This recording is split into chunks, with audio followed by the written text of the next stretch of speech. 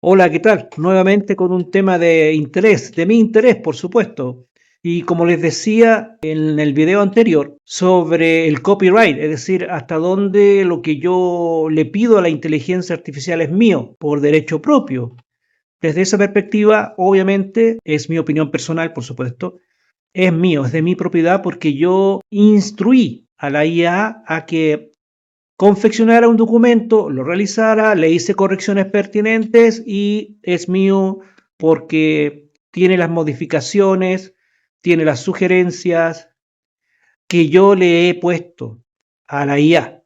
Por lo tanto, es mío. Ahora, las ventajas y desventajas de la inteligencia artificial. Ahí ese otro tema interesante que se debe debatir a todo nivel. Ya en muchos aspectos, tanto televisivos como también youtuber, tiktoker, etcétera, todos hablan respecto a las ventajas y desventajas de la inteligencia artificial. Primero, la gran ventaja es que se transforma, en cierto modo, como una secretaria o secretario virtual, en donde tú le pides a algo, le das una instrucción y ella lo hace. Por ejemplo, hay personas que le piden direcciones y le entrega la dirección para poder trasladarse.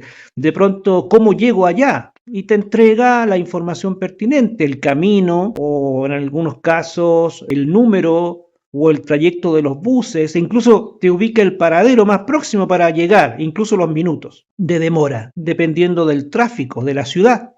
Eso es positivo, es bueno. En otros casos, por ejemplo, si pones el nombre de un medicamento, inmediatamente te entrega los datos, los compuestos y los peligros que puede generar el sobreconsumo de ese medicamento, etcétera. Es decir, la inteligencia artificial tiene muchas ventajas, te ahorra tiempo. En ese momento que tú estás muy afligido o afligida por entregar un documento o una carta o un resumen de algo, ahí indudablemente la IA te lo entrega de manera inmediata. Es decir, no hay dónde perderse en ese sentido. La inteligencia artificial viene a disminuir los tiempos productivos en términos de documentos o de investigaciones, en ese tipo de situaciones posiblemente administrativas.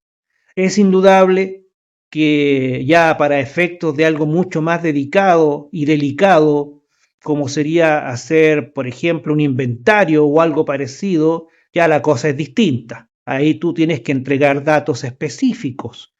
Por ejemplo, una planilla Excel, entregarle, por ejemplo, que te entregue, confeccione una planilla con tales datos en columnas para tú poder llenarlo posteriormente y listo, está lista la planilla. No tuviste que esforzarte en nada. Como les decía la vez anterior, una planificación para un curso, para un taller, etcétera. Es decir, las ventajas son realmente fabulosas en términos de tiempos, de rapidez. Hoy en día el tiempo, el uso del tiempo es el valor agregado que nos está entregando la IA. El producto es importante, el servicio lo es, pero también ahora el tiempo se ha vuelto una alternativa, una evidencia súper importante. Las desventajas creo que ya están dadas en múltiples situaciones cuando, por ejemplo, ahora pueden sacar tu imagen y mostrarte como haciendo cosas indebidas o con personajes extraños. Te incluyen en la foto y ahí te entregan movimientos y parecieran ser reales y ahí estás tú. Ya ha habido varios casos en donde se ponen a personajes famosos y ahí se insertan ciertas imágenes, actitudes, movimientos que perjudican la imagen de aquella persona que es de notoriedad pública. Eso es un hecho.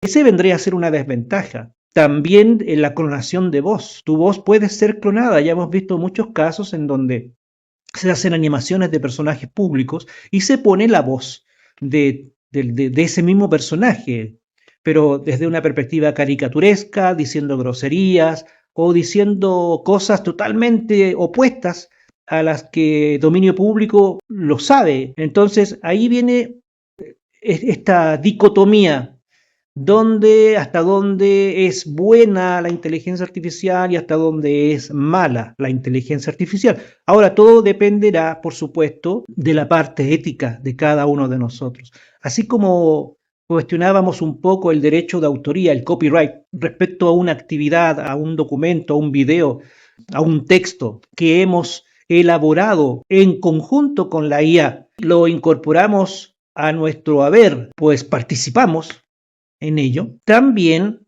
la desventaja es que hasta donde nosotros mismos o a nosotros mismos nos pueden clonar visualmente nuestra imagen, nuestra voz, y también hasta donde, dependiendo de quién la está utilizando, qué cosas le va a pedir hacer. Por ejemplo, si yo quiero burlarme de alguien en especial, de un personaje público, y le pido, hay, por supuesto, restricciones y la IA te lo dice. No puedo hacer eso, está prohibido hacer eso, te lo dice abiertamente.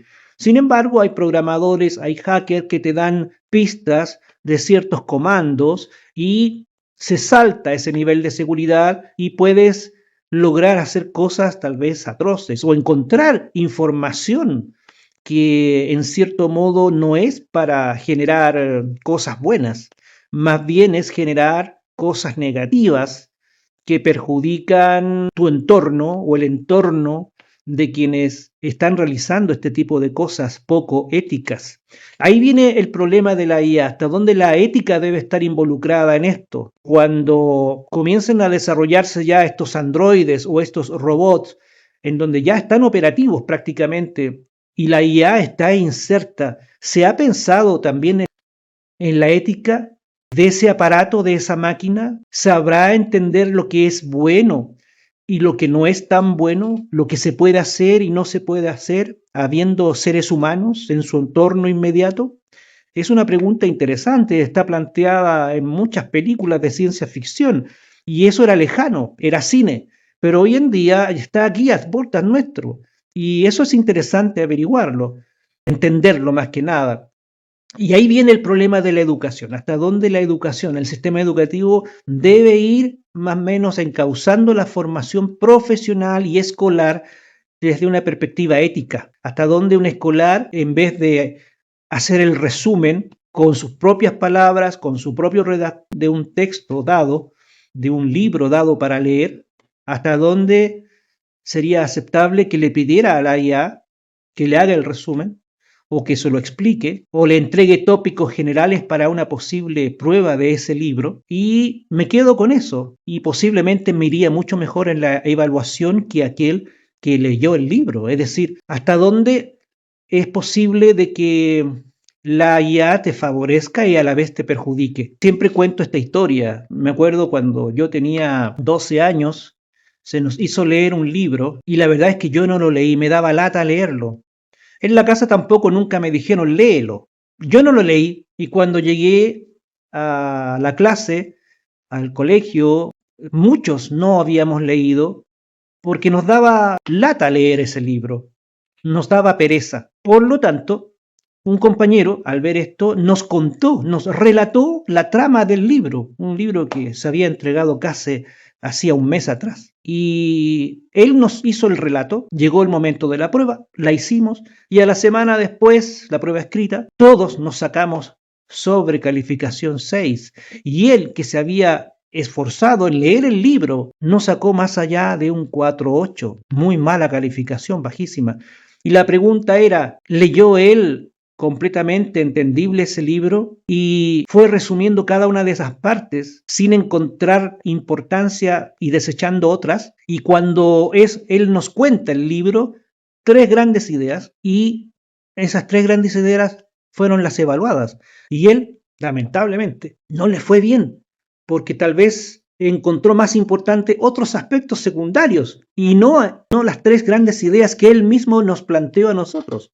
Ahí viene como la ética, en cierto modo, de los compañeros que decían, es que no corresponde, si él leyó el libro, él debiera haber leído bien, nosotros debiéramos haber dicho que no lo habíamos leído y él merecía la mejor calificación, pero ¿se dan cuenta?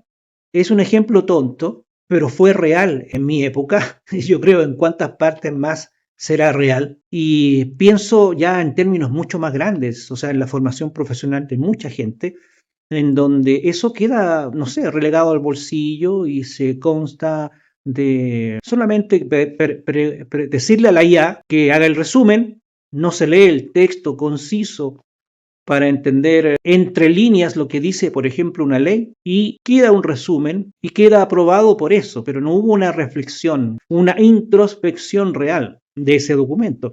Son ideas generales que les entrego, pero ahí viene, no sé, la parte positiva y también negativa de la IA. Yo creo que depende mucho ahora de la parte ética de cada uno de nosotros. Hasta dónde podemos llegar, hasta dónde podemos ir con este tipo de actividades, usando lo bueno de la inteligencia artificial a favor del conocimiento, a favor de la creatividad, a favor del buen comportamiento, de la solidaridad, etcétera, y no que ésta sea utilizada en términos negativos solamente para reprochar a otras personas, burlarse de ellas, etcétera. Ventajas y desventajas de la IA. Son preguntas que me hago. Estoy con niños haciendo clase todos los días, la ocupo de vez en cuando para favorecer el tiempo que necesito y ellos también la ocupan. Esa es una idea general. Bueno, les dejo la inquietud. Hasta pronto.